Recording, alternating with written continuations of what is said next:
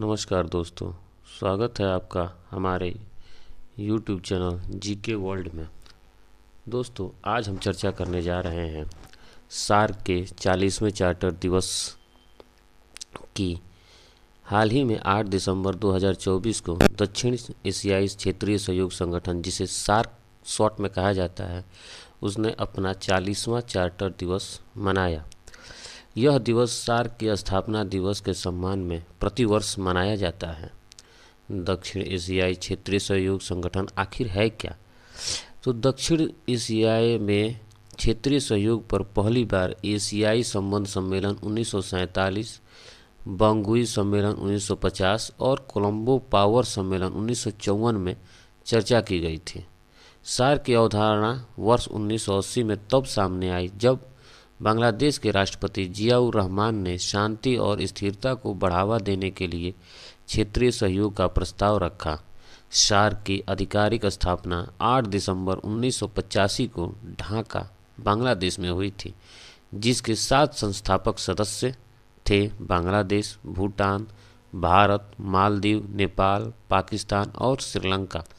वर्ष 2007 में अफगानिस्तान 8वें सदस्य के रूप में इसमें शामिल हुआ।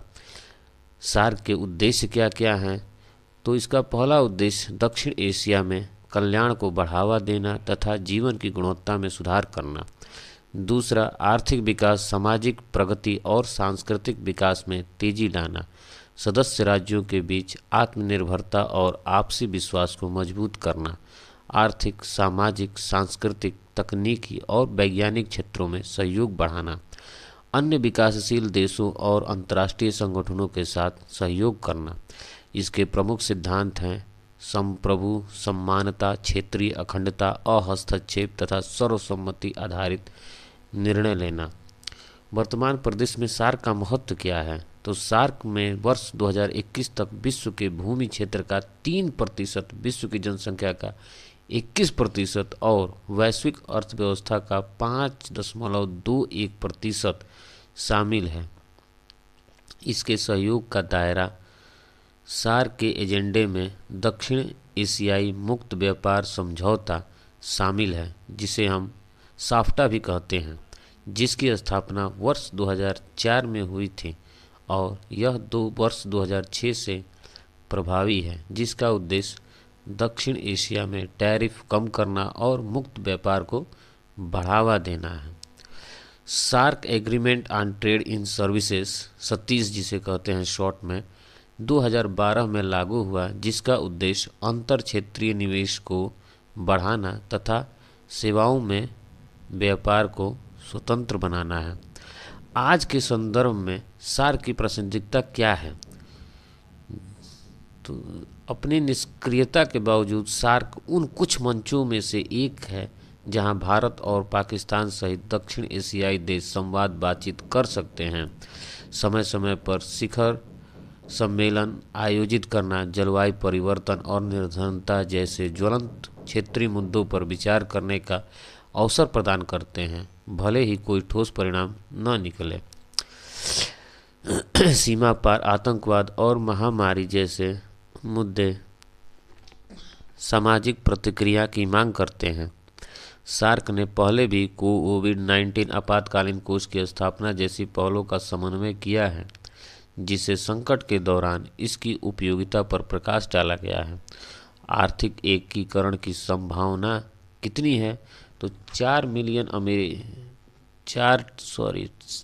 ट्रिलियन अमेरिकी डॉलर से अधिक के संयुक्त सकल घरेलू उत्पाद और लगभग 1.8 बिलियन की आबादी के साथ दक्षिण एशिया में महत्वपूर्ण अप्रयुक्त क्षमता है। सार्क में भारत का योगदान क्या है? सार्क शिखर सम्मेलन भारत के 18 सार्क शिखर सम्मेलनों में से 3 की मेजबानी की है।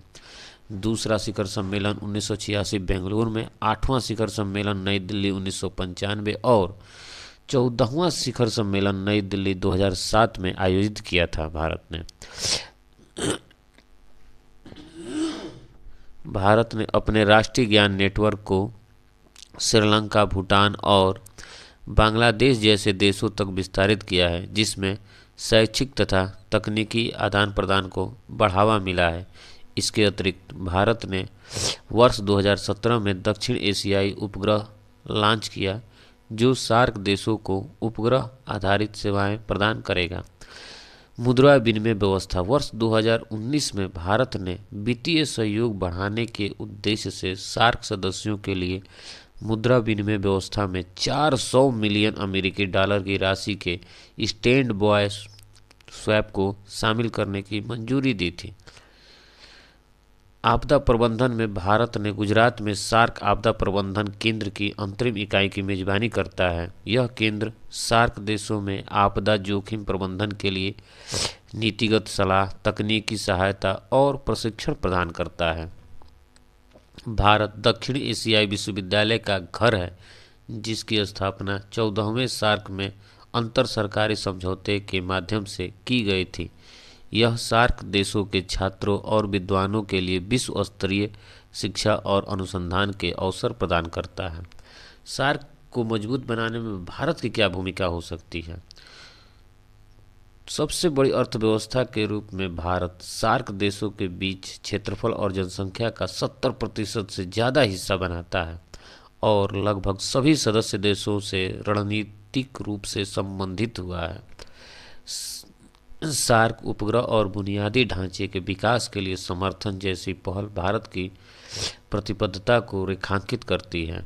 भारत को कम विकसित सार्क देशों के लिए शुल्क मुक्त पहुंच जैसी एक तरफा रियायतें देना जारी रखना चाहिए। छोटे देशों को भी भारत की प्रगति के लिए अपने लिए खतरा नहीं मानना चाहिए, इसके बजाय अपने विकास के लिए उठाना चाहिए। मोटर वाहन समझौते जैसे क्षेत्रीय संपर्क परियोजनाओं को मजबूत करना तथा उन्हें वैश्विक मूल्य श्रृंखलाओं के साथ एकीकृत करना चाहिए। भारत के लिए यह आवश्यक है कि वह दक्षिण एशिया में चीन के बढ़ते प्रभाव का मुकाबला करे, साथ ही छोटे पड़ोसियों के बीच बिग ब्रदर की धारणा को भी नियंत्रित करना। क्वाड और हिंद प्रशांत साझेदारों जैसे मंचों का उपयोग बाहरी दबाव को संतुलित करने और क्षेत्रीय सहयोग सुनिश्चित करने में मदद कर सकता है। भारत पाकिस्तान को दरकिनार करते हुए दक्षिण और दक्षिण पूर्व एशियाई देशों के साथ संपर्क स्थापित करने के लिए बिम्स्टेक का भी उपयोग कर सकता है। छात्रवृत्ति, सांस्कृतिक आदान प्रदान और पर्यटन केंद्रित पहलों के माध्यम से लोगों के बीच संपर्क को बढ़ावा देना चाहिए। सार्क के समझ प्रमुख चुनौतियां क्या क्या हैं?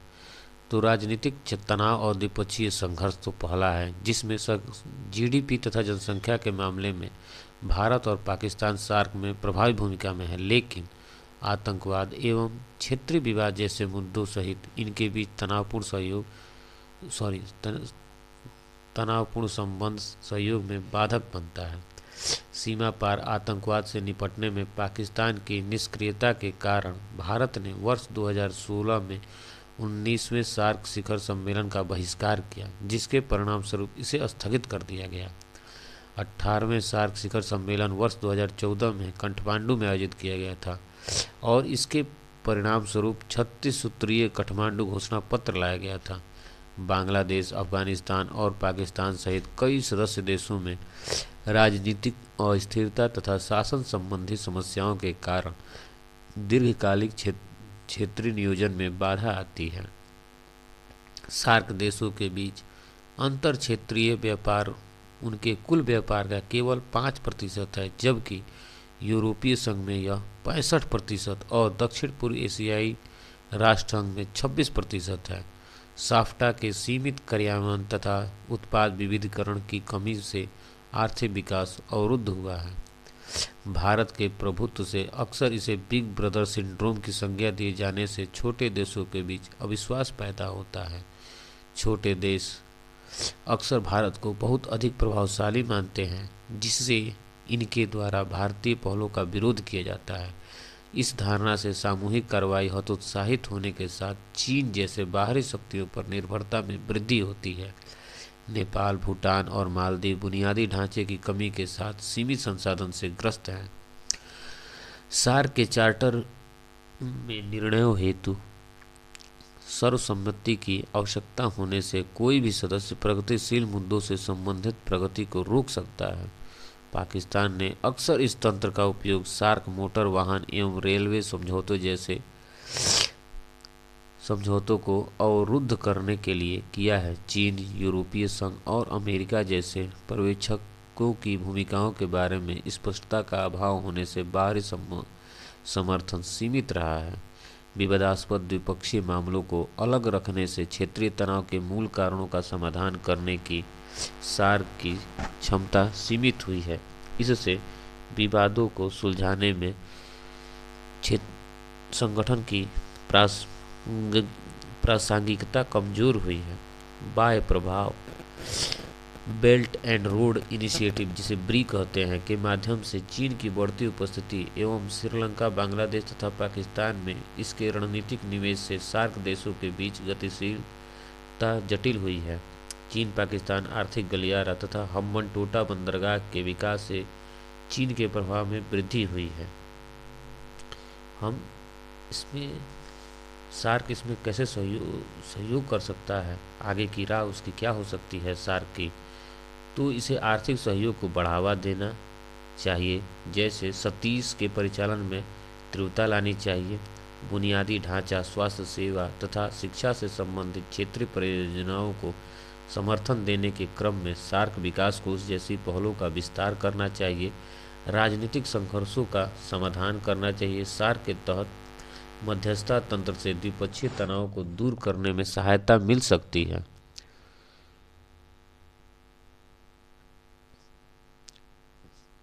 शिक्षाविदों, व्यापारिक समूहों एवं नागरिक समाज को शामिल करते हुए ट्रैक 2 कूटनीति को बढ़ावा देना चाहिए। ट्रैक 2 कूटनीति तनाव कम करने के क्रम में वार्ता तथा कार्यशालाओं के माध्यम से संघर्ष को हल करने का एक अनौपचारिक गैर सरकारी दृष्टिकोण